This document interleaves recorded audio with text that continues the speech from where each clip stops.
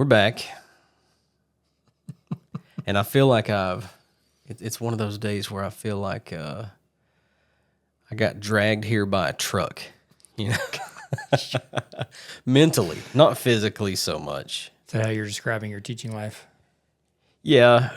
Yeah, it's those first day of school things. Anybody who's a teacher can kind of probably understand a little bit of what I'm talking about. I'm in that, I'm holding on to the housekeeping items and the need to do's, and I have one foot in content. And but today I took the brakes off, man. I just went because I was really, I don't know if diligent's the right word, but I got my stuff done as quickly as I could. The things that I had to get done. Those walks I saw you taking today. I took some of those last week and was just worn out. Now you are the wiser teacher because I've taken all those walks and now I have 3, 4, 5 students that weren't in my class last week. That doesn't make me wise. Yeah. But you got to find out where the curb says CO2 for a fire drill and where G117 is for a tornado drill. And then in my sociology class, we actually went up to the freshman hallway and knocked on Sarah's door and said, "Hi, we're sociology in action. Can we walk in and create an awkward moment and just see if we can experience a freshman flashback for all my upperclassmen and see the faces of these freshmen when we walk in for no good reason whatsoever?" She's like, "Yeah, of course, come on." So we did that. That was fun. I'll tell you, that's a new element that has kind of been handed to me this year. Is I have a freshman advisory. Blessings. That's a different. It's a whole different community. Yeah. So I'm learning to figure that out. But criminal justice class, man, we kind of went back. We're going back to the beginning. Going back to our conversation from last week. What do you want a kid to be able to talk about? Yeah. One thing that we come to really quickly in a criminal justice class is, hey, all of these things that I'm itching and dying to talk about, the way we do policing and the way we do the legal system. When we look at human civilization, we hadn't been doing this very long. And it's still in the, there's certain ways you could look at it. It's still in the like iPhone 4 phase. I mean, we're still pretty early. We're still constantly learning and evolving and making mistakes. And, there's byproducts of the way we do things that would still be looked on by the students 20 years from now with the privilege of hindsight as mistreatment or, idiocy. And that's an ever-evolving thing. So we go back all the way to like... Do your kids know what an iPhone 4 is? I doubt it. I didn't mention iPhone 4 to them. I didn't use that analogy with them, but I knew you would kind of get it. iPhone 12S. Yeah, iPhone 4, that's pretty sophisticated stuff, man. But here, several years later, we look back, and that's just... I'm tracking, man. So that's fun for me. That's the conversations I want to get into. That's the trails that I want to walk my kids down and send them down in sometimes. And so that's been fun. Yeah. Learning about it all of it. Letting them drive a lot. Love them to be able to drive. Kids, I had a kid today that was talking about, the Bow Street Runners. You ever heard of those guys? Never in my life. This is a very criminal justice niche conversation, but they had this system in England at one time where they paid what they call thief takers. You ever heard of this? If I have, the light's going to come on and it's going to be like, oh, yeah, you told me that before. I mean, it essentially... You are my source. Essentially, you find some rough and tumble dudes that don't mind tying a guy up or beating him down and dragging him to court, whatever you could do, and you say, hey, we'll give you X amount of currency for every thief that you bring us. So there's all kinds of... It's like a bounty hunter. It's very akin to a bounty hunter, and some of the same problems come with that have come with bounty hunters of the past. I mean, all the way down to conspiracies between guys of like, hey, I'm going to drag you to court, but I'll split the money with you kind of thing. All the way to just outright lying, framing people. So that's when Henry Fielding, I may have mentioned him to you before, he comes up with this plan to sort of professionalize it a little bit. You end up with these guys they call the Bow Street Runners because their office or where they worked out of was in a place called Bow Street. But that's sort of the next step before you get to the Metropolitan Police Act comes shortly thereafter with Robert Peel, and he's the one that kind of professionalizes it. He takes guys that are essentially just not watchmen or they're the lead in this hue and cry environment, and they professionalize them. They put them in a uniform. They give them duties. They organize it. So, anyways, I think I just had a Pie Center flashback. Yeah, I mean, we're Josh, not, and you shared that with us. Yeah, super early. We're not going to be able to talk about the history of criminal justice very long before I get there. So yeah, I don't know how I got there. I was just talking about my day, I guess. Your criminal mind, man. My criminal mind. My bad. Criminal justice mind. Are those two different things? Yeah, absolutely. I hope so. Yes, they are, for sure. But I went with criminal mind. I'll go with that. So what about you? What about your day? You don't want to know about my day. Yes, I do. No, you do not. Bob Marley, Buffalo Soldier, was the pick of the day. And yesterday was Billy Joel's We Didn't Start the Fire. Tomorrow will be Bruce Springsteen's Born in the USA. And by Thursday, we'll be talking about Billie Holiday. You know this, like the American story. Let's start with music. And so I've been asking kids as well, like, what's your music? There's this beautiful line, Bob Marley's Trenchtown Rock, about one good thing about music is when it hits, you feel no pain. So hit me with music. I've given that to you before. Mm-hmm. But I love having the moment where there's this piece in my room that was created by a student, and I can walk with it around the room and just like have kids fill in this blank with, what's that song? So we're having that moment at the beginning of the semester, and then I'm bringing in, Billy Joel, here we go. I mean, I've said all these things before, but yeah, at the height of their powers, these four folks are writing that song in that time, in that place. And I'm using it as an introduction to, hey, we're about to get into this character study of 250 years of like, this is our time and this is our place and this is our music. But look at these other generations. Look at that time. Look at that place and look at that music. And I want to build bridges from there to here. It's fun to take them along. So it's a good way to start. And yeah. So we're doing it, man. So we are repeating ourselves if we think about things we've talked about on the podcast before, because we're getting close to a year into this. Yeah. Okay. So teaching also is Groundhog Day. That's right. Yeah. Yeah. And we've said that before. We're now in it right now. Yeah. We're the guy on the radio when Bill Murray keeps waking up. we're those voices right now. Yeah. That's what this episode has started out as. That's okay. Yeah. What is different? There's one definite difference, and I kind of mentioned it a little bit last week.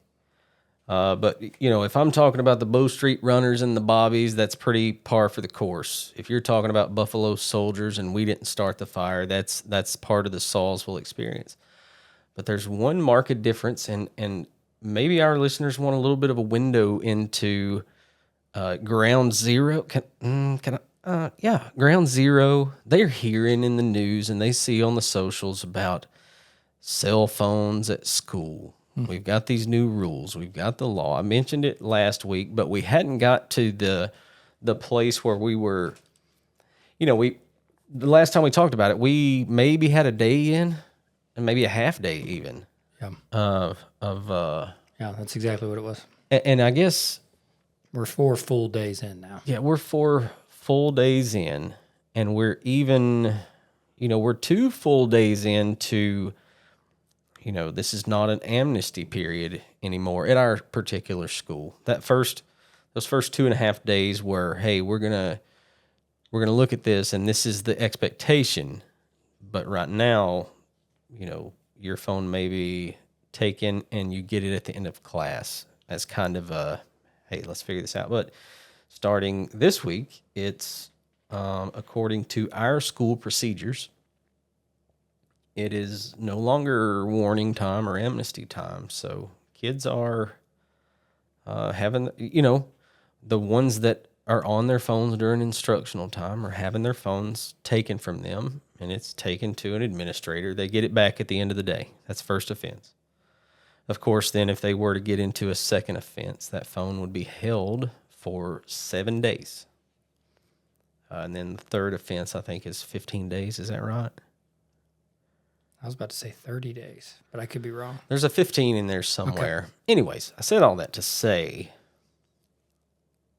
people who aren't working in a school, they don't know what's going on. They don't know what that's like. And if they really knew the right questions to ask, they would say, what's it look like when you take 300 kids in a cafeteria who have had access to an iPad or some sort of electronic device probably since they can remember? What's it look like when you say, cold turkey, guys? Did you walk in the cafeteria? I have. Okay. Because I do have a little bit of sociologist in my heart, and I wanted to see. I'm teaching sociology this year. Yeah. First time in 24 years, formally. So I'm excited about that. Keep going. And you're a pig in mud, I bet. Keep going. So I will give you my point of view, and then I want to hear what that's been like for you. So, first of all, it's not as bad. Not that I thought it was going to be bad, but so far it hasn't been. I don't have any kids freaking out. I don't have any kids. I don't really have a whole lot of kids whining. Now, there's been times when I open up a conversation and I say, hey, I do not have your perspective. I want to hear. Like, good, bad, ugly, talk to me. You've been a couple days now where you didn't have access to your cell phone, probably for longer periods of time than you've ever experienced. And also, part of that first day of school when we talked about this was, I'm just like you. I'm addicted to my cell phone, probably just like you are. But there's been a pretty... You talking to me right now? No. I'm telling you what I told my students. Oh, okay. I'm with you. I've told my students... Are you addicted? To a cell phone? No, I'm asking. You're a grown person. I think by the way that most people would define a cell phone addiction, I think a large part of our population... About anybody else right now. Talk about you. Yeah, absolutely. Yeah. Okay, how are you defining addiction, and what does that look like for you? I use it a lot. If I don't have some fire to put out, that phone's in my hand.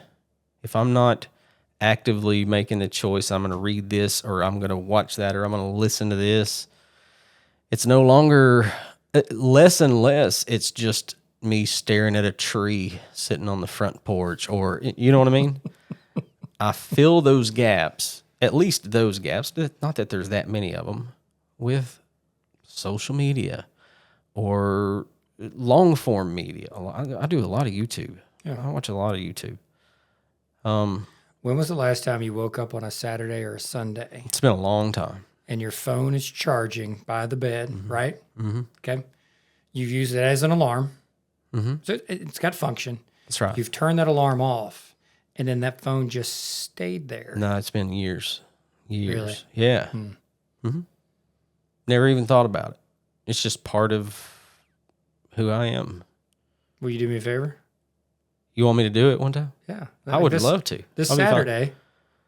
Just not this Saturday. It's not happening. Wait. It might. This Sunday. It might. I have an event this Saturday, but that might be the reason I can do that, because I don't think there's anybody really relying on me for that event. So yeah, I'll be all right with that probably. I mean, like, this is how I process. Like, I'm still consciously making choices because I love it that we're having this conversation, and I wanted to have our conversation before we have this kid conversation. Yeah, I'm fine with that. Yeah, so we'll return. Yeah. So don't forget. But like, if I'm with my people, if it is me Sarah, Seth, Caleb, Isaac. I don't need my cell phone. So, like, we go to a church service. I do not need my cell phone. Now, I've taken it in the past, but like this summer, I started being a little bit more conscious about it. And like, if I'm with my people and Sarah's driving the van, because when we're in the van, that's her vehicle, you drive. And she's totally fine with that. Yeah. I don't even take my keys, which means I don't need my AirPods. What about when you're not with your people? Because then I reevaluate. Because if it's that, if I'm having dinner with my family or I'm in a church service. Yeah, but we still take it with us, don't we? Church, that's a different one for me, because when I was going to church every Sunday, I always got out of the truck, popped my phone in the seat, Yeah. and I went in. But I like looking stuff up during a church service I get it. because I don't get to raise my hand and go, yo, whoa, hold on. Yeah. Hey, can I add something? Or can I ask something? Or what's your source? I love this. This was a good one. I was hanging out with my parents in Atlanta, and I finally used this line with them. And I mean, they didn't like love it or hate it. It was neutral, and that was a positive response. It was like, Pop, I'm in this place where I don't know if, Protestant preachers are the best source of, Jewish understanding, context, and culture. Is that still a question in your mind? No, but I've never had this conversation with my parents. Yeah. Okay. Right. So you were presenting it softly. Well, I mean that's pretty direct. Okay. Right. Yeah. And I don't dance with my parents anymore. I don't feel the need, and I have for a long time. Yeah. And I think I witnessed my sisters still doing that, dancing around, and like we're too old to be doing this. Yeah. And we're parenting adult kids now. I'm just not going to dance anymore. Yeah. And my dad, I finally figured out he doesn't want me to dance. And my mom probably does want me to dance, but I'm just not, I'm not going to do it. So I said, there are so many available sources, podcasts, YouTube videos. Like, so when you say that, yeah, like I'm all in. I love the technology available to us. Yeah. But like, I want to go, like there's Jewish rabbis teaching right this very second, and I've grown up in the tradition. Mm-hmm. To go hear what they have to say about some things. For sure. No disrespect to my Protestant preacher that I go see every Sunday morning. I'm going to listen. I'm going to be respectful. I'm going to engage in my brain and on my paper and in my notes on my phone, and I'm still going to look stuff up. But it was fun having that conversation. The phone allows me to get to those places. Mm-hmm. We just kind of, we did a little side run over here. We did. We'll bring it back. Okay. All right, so let's bring it back. My point was, I am now addicted to my cell phone. I'm willing to admit it's not like a as your friend. Like I don't know if I want to hear those words. Well, I think you're. If you're surprised, then that tells me you're at least. No, I'm not gonna say you're lying to yourself. That's rude. But say it. Look me right in the eye and say it. Look around, man. Look around. There's people listening to this right now that are judging me, and I have no shame. I have no shame. I don't know if they are judging. What are they judging you Because for? in the high 90 percentile, they are too. Yeah. They are too. And it's not, oh my God, I'm going to go into convulsions if I don't have it, or my day is ruined if I can't. None of that. That sounds like addiction, though. It's the choices that I make. Yeah. I choose it a lot. What would the ripple be in your life if you didn't take it with you? Like, it's really frustrating to leave it at home and go to school, which for us is work, right? To not have your phone at work. Gosh, we're so responsible for a whole lot of communication that comes this way through our phone. Sure. True? Yeah. But like if I leave it charging and I head over to Grammy and Pops's for supper, I'm with my people, right? Sure. I'm taking it less and less on walks, even walks with Lucy, even though that is my podcast listening time. And that's valuable learning time. So for me, man, I've got this technology that allows me to do this. But so you're just dry docking some walks and just not listening to anything? Well, I always have. And the phone has creeped in with like literally podcast time. Yeah. And I love it. Mowing podcast time, right? You just named two of my favorite things on the planet is walking and listening to a podcast. Yep. Or mowing and listening to a podcast. Yeah. If I had the choice of things to do, those are very high on the list. Yeah. And so I don't want to discredit the phone, but maybe I'm more, watch this, confession. Yeah. Maybe I'm evaluating myself. Will you be brutally honest with yourself? Am I addicted? I don't know, man. I'm going to bring it all the way back to the school decision. We have integrated this device in so much of our daily life, at least in the community that we live in, the country that we live in. Call it what you want. I don't know. We can put it in the box it needs to be in. Yeah. That it's become part of the tool belt. Yeah, for sure. It's become part of the tool belt. So, I mean, kids still have Chromebooks. So, I mean, they can still look stuff up. They still have Chromebooks. They can still get on Netflix. They can. I mean, they have MacBooks, iPads. They can bring their own devices.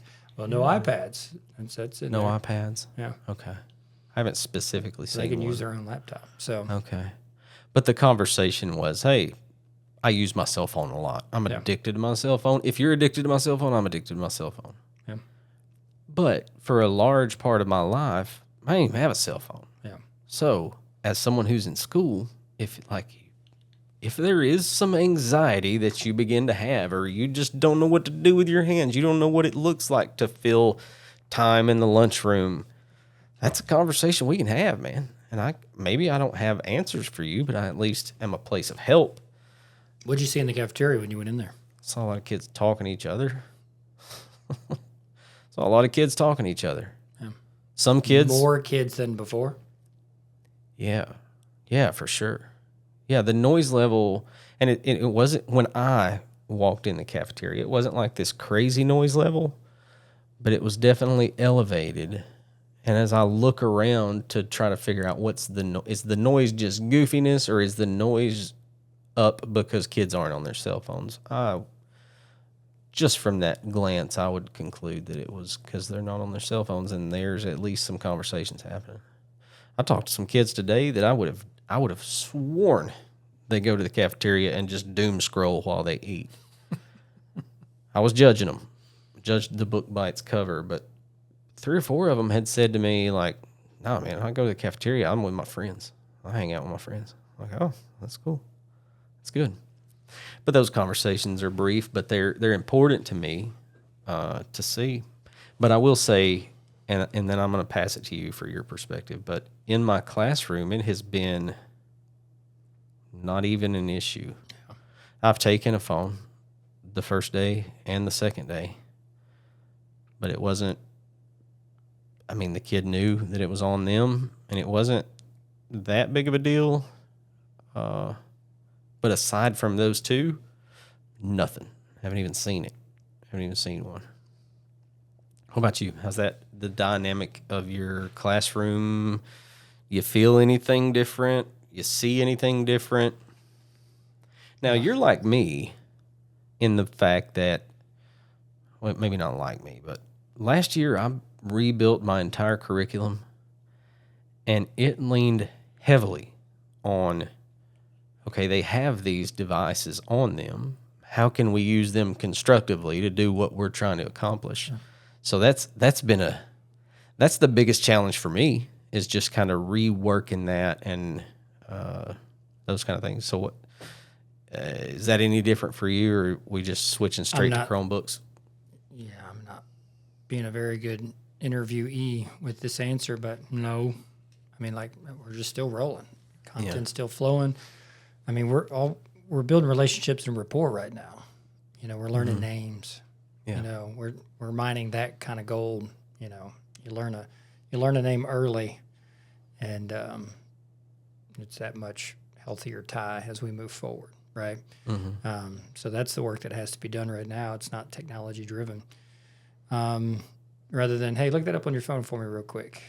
Hey, get your Chromebook out, which is kind of cumbersome, but like that's not a big deal. It's like, 22 more seconds. So, no, I mean, the internet oftentimes is not great in the school.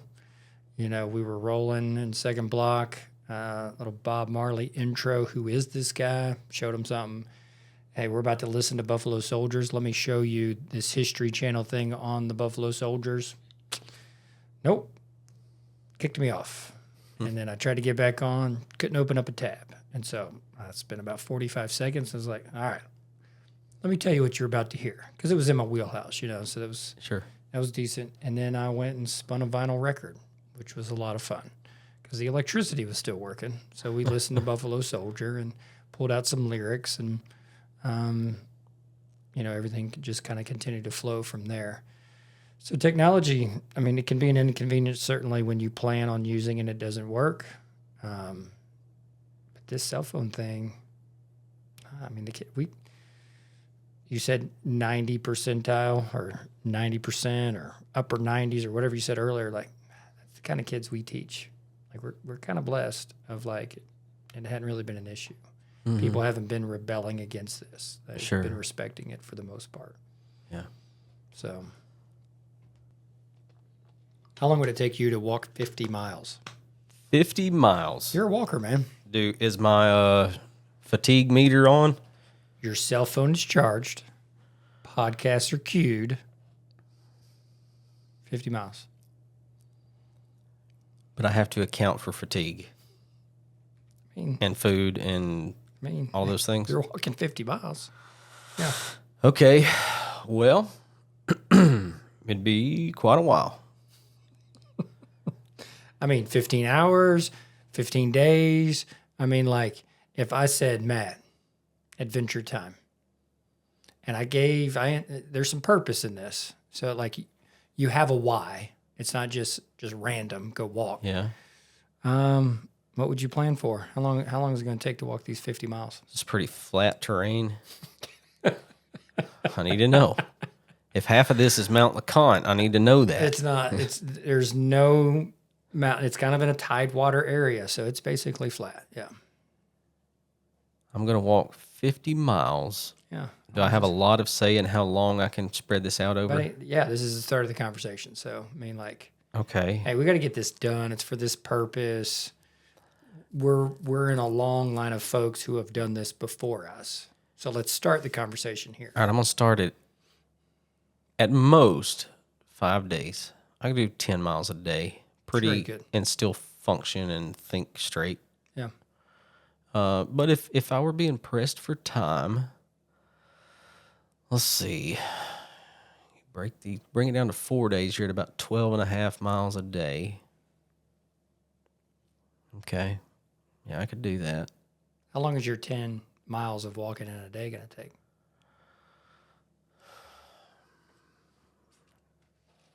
Is this a race?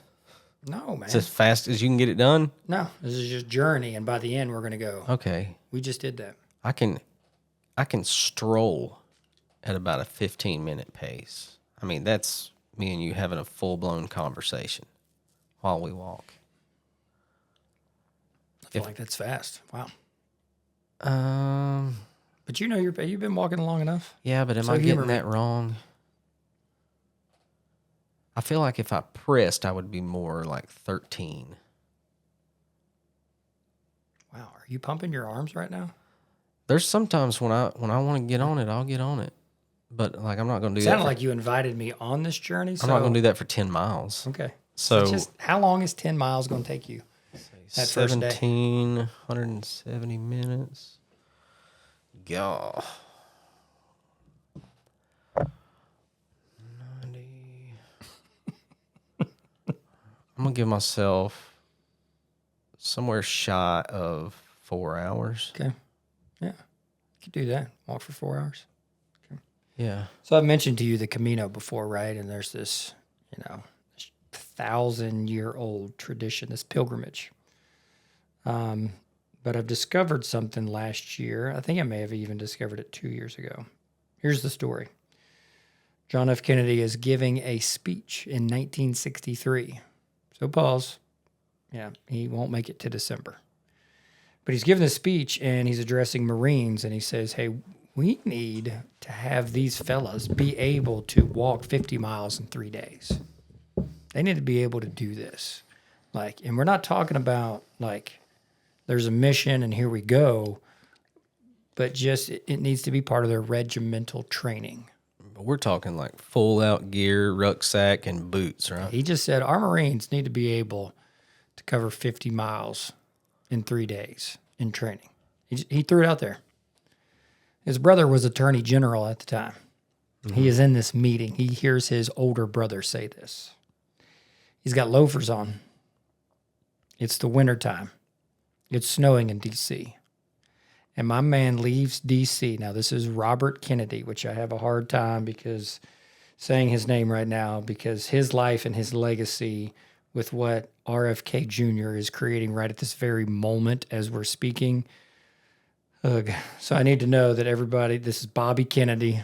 This is that guy serving underneath his big bro who will be assassinated. And then 5 years later, he'll be running for president. He will be assassinated. He's that guy who I am absolutely fascinated by his life, his death, his legacy.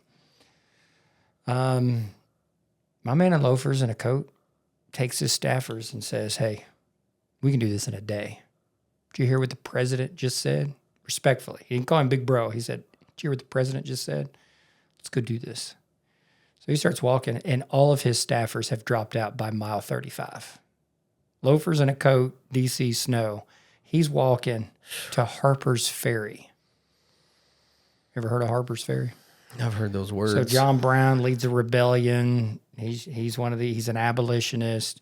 He gets caught. He'll eventually be hung, but I mean, he becomes a martyr for the cause. This contributes to the escalation of the conflict. Here comes the Civil War soon enough. Okay, so Harper's Ferry is this historical place. But this speaks to the grit and the grind of Bobby Kennedy. He walks the 50 miles. The RFK 50 is a thing. It's been a thing for a while. And I've discovered this thing, and I'm a walker. But I'm not trying to prove anything to anybody. I'm not like an adventure hiker. But man, I love what a walk will do for friendship, what it'll do for the soul, finding out what it does for the brain, and also for the physical body. The tradition now, this November, Matt Paris, is they divide it up into 2 days. You're in D.C., you walk for 30 miles, you come back the next day, and you walk a 20-mile loop. And it's all for that moment when RFK said, hey, if it's good enough for the Marines, it's good enough for us who are not in uniform. And the walking craze kind of connects back to this moment. In the late 70s, you'll see the marathon movement, which if you've ever seen Forrest Gump, that scene and that connectedness and those short shorts and those Nikes. That's that really cool connected Forrest is in everything, right? But this walking for, hey, let's go walk for our health, or let's see what we can accomplish on our own. Hey, you want to go to D.C. in November and walk 50 miles for the RFK 50? Was that a question? Yep. We at least consider it, and I'll bring it up next week and see how close we can get to making a decision. Yeah, we can think about it. Hey, you're walking these days. I thought of you. I'm a walker. Hey, D.C. We've talked about going to D.C. Yeah. How long is it taking these people to walk 30 miles? However long it takes. Now, the last time I was looking at this, people were still doing the D.C. to Harper's Ferry route. But now they've kind of kept it centered in this big old loop. And then the second loop is a different loop in D.C. and around. So you're seeing some stuff. Yeah. But, I mean, you'll be walking with hundreds of people. I can't say thousands of people, but you'll be walking with hundreds of people who come in as walkers and who just understand this moment back in 63. And they just want to be a part of it in the nation's capital. Huh. I've never heard of it. So, Google RFK 50, all you people out there. And I'm going to try to convince Matt to go with me in November. What did he do that for? Was it just to motivate the Marines, or was it? That was to motivate his staffers, to prove to himself. And remember, I mean, he's the little brother, and he is seen by many as the little brother, even though he's the attorney freaking general. Yeah. Like, he's the big dog. I mean, he's chasing down organized crime during this time. I mean, he's a big deal, but he's still the little brother. And so it seems as if I've read a lot. I've read everything and listened to everything I can get my hands on, to be honest with you, when it comes to Bobby Kennedy. Yeah. there's that ache. He's always trying to prove himself. And he just captured a moment and said, I'm going to show the president what can be done. And when I do it, I'm going to show Americans what can be done. Let's go do the thing we think we cannot do, reach a threshold, cross that limit, and be able to say the next time something comes up, now, remember when we did that? We can do this. Yeah. It was that. When his brother dies, he goes and, is it Mount McKinley? That's the highest point in North America, I believe, or the highest point in the United States, in Alaska. Sounds okay. I would believe you if you told me that. Is that what he goes and climbs? But yeah, man, he goes and does something like that again. There's these flashpoints in his life where it's like, man, I got to get out of here and I got to do something. And this is what he does. Huh. Eventually he'll become senator. And the thing that he does is instead of camping out in DC, he's the senator of New York and he starts going to the slums. And then he gets into Appalachia. And then he gets into the Mississippi Delta. What's he do down there? Seeing people, man. Seeing people in their literal squalor. And saying, hey, I am a person in a position with power that can get things done. What do you really need? He ends up at Pine Ridge Reservation up in South Dakota. And then, Cesar Chavez is on a fast out in California. He goes out there and just sits with him. And this dude, man, he wanted to get dirty. He wanted to make sure that he didn't waste. And this isn't young Bobby Kennedy. This is, I've been transformed by my brother's death, and I don't want to waste my life, Bobby Kennedy. Mm-hmm. Yeah, he's an inspiration to me. He's a big deal, but he's a conflicted figure. He brings a lot of tension into trying to figure this dude out. But I appreciate that. That's good living. That's good storytelling. But I don't want to just tell stories. I want to go walk a little bit. So I'm at least considerate, man. So why not bring it up while we're recording? Yeah. No big deal. Just put me on the spot. We'll listen back. But I'm putting myself on the spot, you know? Yeah. We'll see what happens. And if it doesn't happen, let's create our own walk or, But it's just, I rediscovered this opportunity and I'm interested to see where it goes. How far is the full length Camino de Santiago? That's 600 kilometers or 600 miles. One of the two. You get it done in it's 32 days. Stacy Wilford just got done with her family. The whole thing? This summer. That's right. They went for 32 days. Wow. You wake up, you walk, you wake up, you walk, you wake up, you walk. But that evening when you're exhausted, but there's other pilgrims, you're staying at, a monastery, and you're bonded by this experience with strangers or the people you go with, the family. Now, do you have to plan all of your meals and everything, or are there ministries along the way that take care of those pilgrims? Or you how's say that work? the word ministry, but there are people that live along the way that open their houses up to people and say, hey, yeah, you can stay here. Yeah. It's kind of ministry, isn't it? You pay a few bucks. Now, if a monastery, do you have to pay a few bucks at the monastery? I don't know. But we've got people in our life. Chris Cretton is on that list as well. And I keep crashing into people. And every time someone says, yeah, I've walked the Camino, apart or full, and my heart just reminds me that I want to do this. I'm going to do this. That would be cool. But I walk with you often, and I have seen you walk this summer. So, I don't know. Yeah. Let's get out of this town. Go take a walk. If I was going to go walk 50 miles, I would want to change my walking for at least a few weeks beforehand. Yeah, of course you would. But now I will say, I don't go walk unless it's blazing hot in the summer. So November would offer me a totally different. There's a difference. You go walk a couple miles or a few miles in the 95-degree heat. Yeah. It's a different feeling at the end of those 2, 3, 4 miles than there is again at the end of a 50-degree 2, 3, 4 miles. You know what I mean? Well, I was at Christian Mann's house last night, and he just ran his 18-mile as he's getting ready for the 26.2 he's about to run in Iceland. So he's been training in this summer southeast Tennessee heat, and he's about to go run in Iceland with no humidity, and it's going to be about 55 degrees. He's gonna crush it. I think so too. He's gonna crush it. He's staying humble about it, but I'm super duper excited for him. But he's going to have that experience of being here and then going there. Yeah. Yeah. So. Huh. That's pretty cool. Yeah. Pretty cool. What else you got, man? Do you ever remember what you were going to say? Oh no, I've been bought into this 50 miles for a few minutes now. That's all I wanted to hear. I forgot all what I was gonna say. What's the furthest you've ever walked? Probably 6 or 7 miles. Let's go walk 10 miles. Okay. In the next 2 weeks, let's go walk 10 miles. Let's set ourselves out a route. I mean, Yeah. I say 6 or 7. I don't know what that number is. you haven't walked 10 miles, have you? It's from Blair Road at the county line to the community center. When I was a teenager. I love it that yeah. It's a you've told long me that way. before. Yeah. It might be 10 miles. Well, let's go But, drive it. Let's see what it could. is.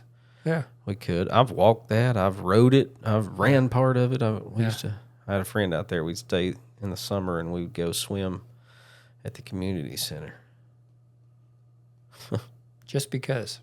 Yeah. Because of friendship, just because our heart likes it and our brain likes it. Just because. Let's just start doing some stuff, man. We got some time on our hands, don't we? Yeah. Yeah. I want to feel some of it. Yeah.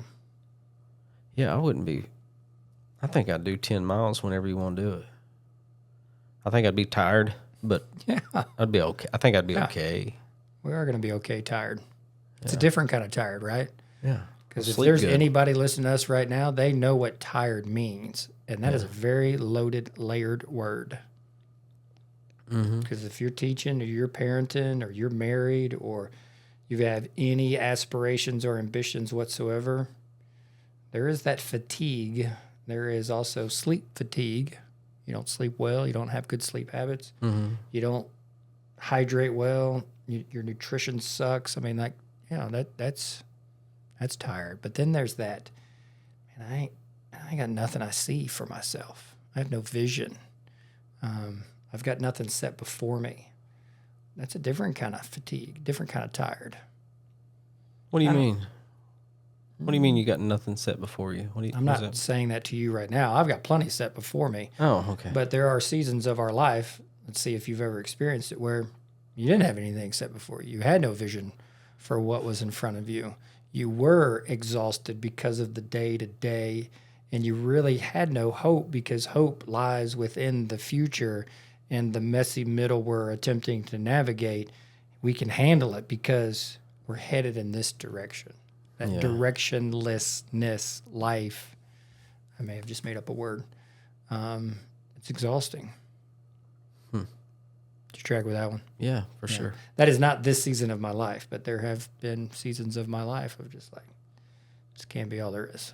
Yeah, I get that for sure. Yeah. And I think I probably even am afraid of it and intentionally try to avoid anything that looks like that.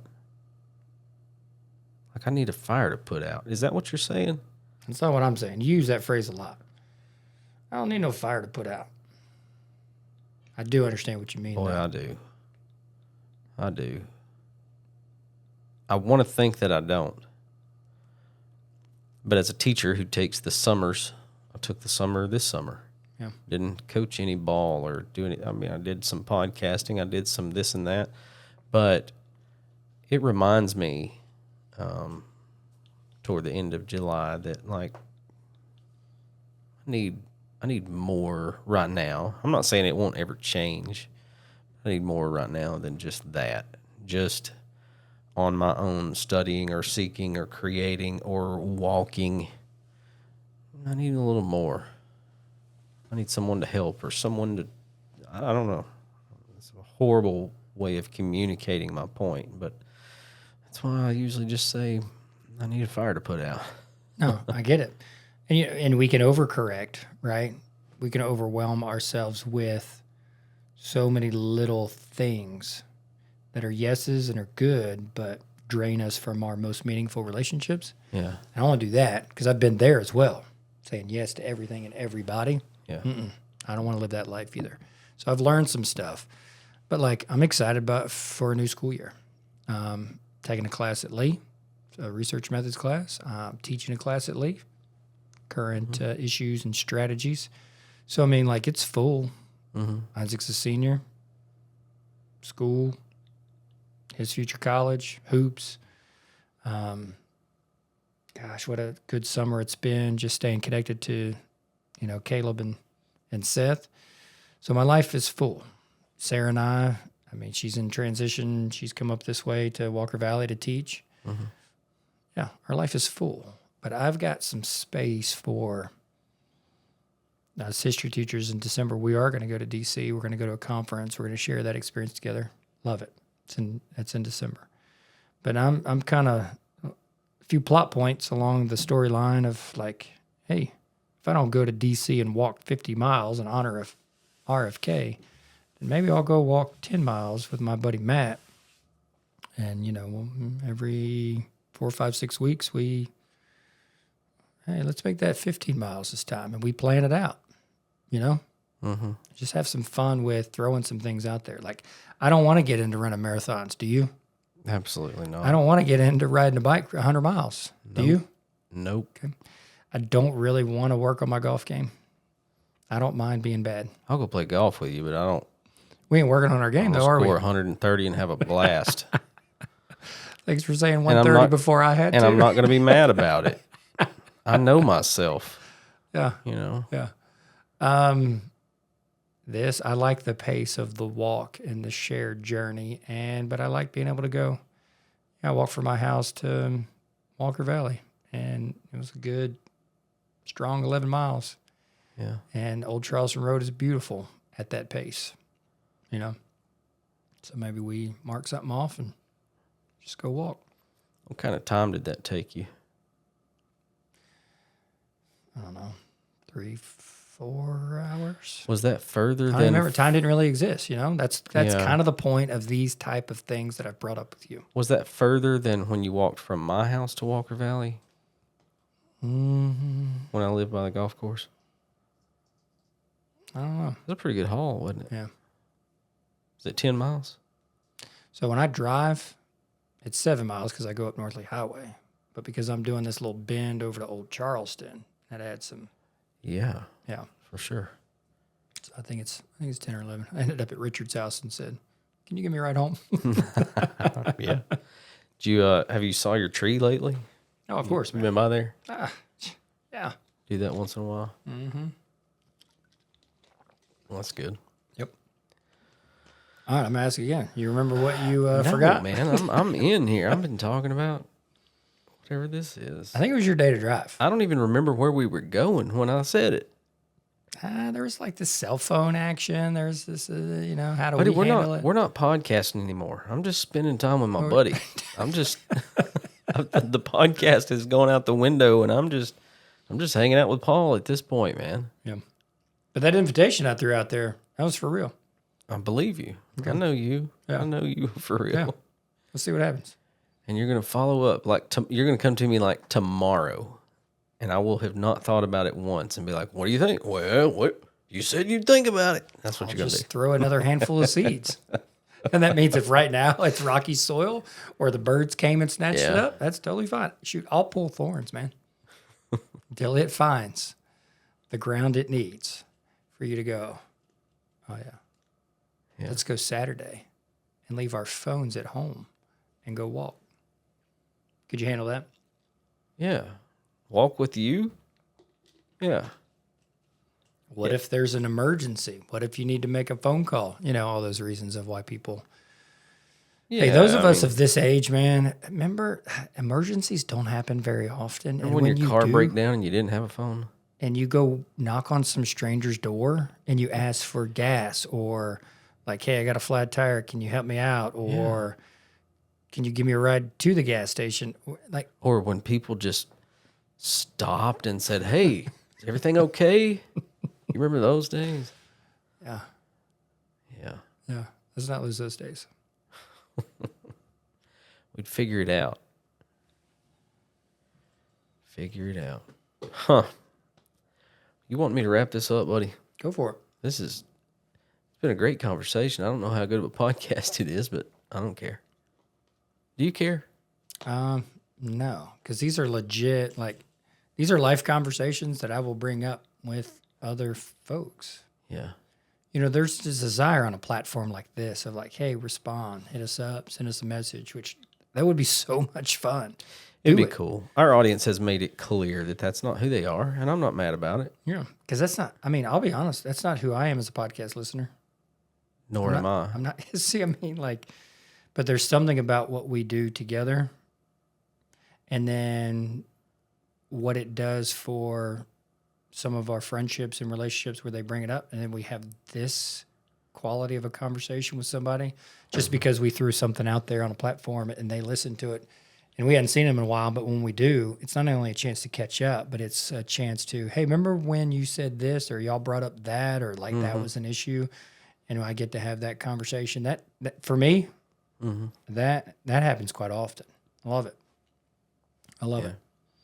I took something you said to me last week and have been sort of experimenting with it a little bit this week. Not in the way that you described it, but just beyond reading scripture and, because it's very habitual for me to read something, and when it comes to a natural pause, when somebody hundreds of years ago put in a verse or a chapter, sure, it's easy for me to stop. So I thought the other night, man, I can listen to another person talk for so long and stay engaged, and I'm aware enough to know if I'm not engaged, I'll come back. I won't just sit there and let it play.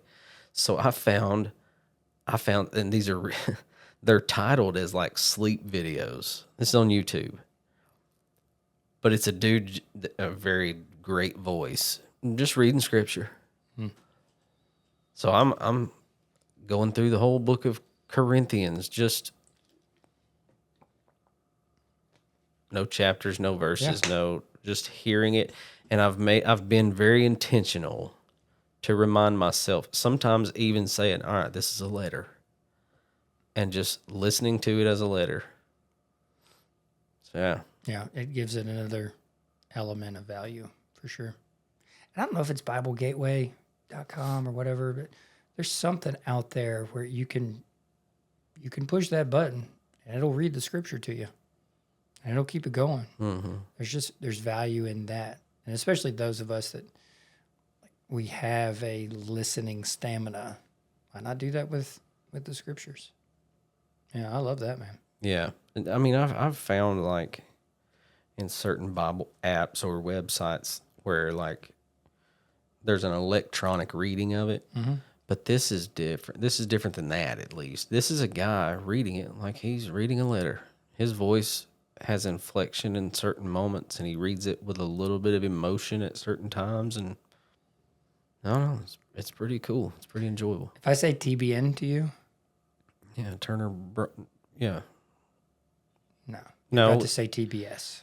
That's Turner Broadcasting. TBN is the Christian channel with Tammy Faye Baker and them. Is that right? Well, okay. So they would find themselves on TBN, but then they went and created their own. Okay. Oh, okay. So that's like a spinoff over here. Okay. So TBN is still rolling. Trinity Broadcasting Network. Trinity, that's it. Yeah. Yeah. So they're still, but in your house, TBN ever on? Growing up. Yeah. I won't say it was never on. It wasn't oh my God, let's watch TVN. We might have saw it. If we're flipping through and see some gospel music on, it's staying right there. Well, the Gaithers were on there all the time. Then yeah, probably. Okay, for that. But in our house, no. Judy Jacobs was on TBN. I then taught her daughter in class. The guy up by Norval Hayes downtown, that New Life Church. Yeah. TBN. Yeah. Who's the guy right next to the mall? They've got a place, and I have T.L. Lowry. There you go. Yeah. TBN. Perry Stone. Perry Stone. TBN growing up? No. Those other folks I just mentioned, yes. Okay, but keep tracking with What me. about another person in our town? Was he on there playing a trumpet? Phil Driscoll? Yes. All the time. That's crazy that I came to this town. My parents loved it that I could, hey, did you know? Did you know? Did you know? Did you know? Yeah. So that's cool. But there was a guy by the name of Ephraim Zimbalist Jr. I think I got his name right. And like there would be like, it seemed random. Maybe it was like the last broadcast of the night. I don't know what it was, but he had that deep voice. I think he was an actor back in the day, if I remember this correctly. But he would read the scripture in that voice, that Godfather voice. Probably not that grandpa voice. Angelic, booming archangel voice. Probably a better way to describe it. And that was always so soothing, but it was also really cool. It just made me think of anyone that grew up with TBN. They just went, oh yeah, I totally know who that guy is. But there's just something about it. And something about our childhood memories, because TBN was on all the time at our house, and we were also watching like Naked Gun and The Jerk and 30 Rotten Scoundrels and Three Amigos and Opportunity Knocks. There's some people right now listening going, yep, I've seen every one of those. My teenage years was like prime satellite time. Never had a satellite. No? Okay. We had a satellite, and we had something called, I think it was called like the Angel Network or something. It was like I think it might have been our TV provider. They had a channel called the Southern Gospel Network. Of course they did. And we used to keep that thing. Man, it was like CMT in my house. You just watched it all the time. And all it was clips of, one song clips of all your favorite Southern gospel artists at different concerts singing songs. God, I used to love that. Of course your family loved that. Yeah. I loved it. Loved it. No matter how wretched I ever was, I love Southern gospel music, man. It's my... That's a very Southern gospel thing to say. Yeah, I guess so. But I did. You ready to press pause, brother? Yeah, man. All right, man. Until next time, my friends. Sorry if we bored you to death, but this is a good conversation, man. I ain't apologizing for nothing. Well, I don't mean it half the time I do. I'll remember that in the real world. But yeah. Well. Gotcha. All right. Later, everyone.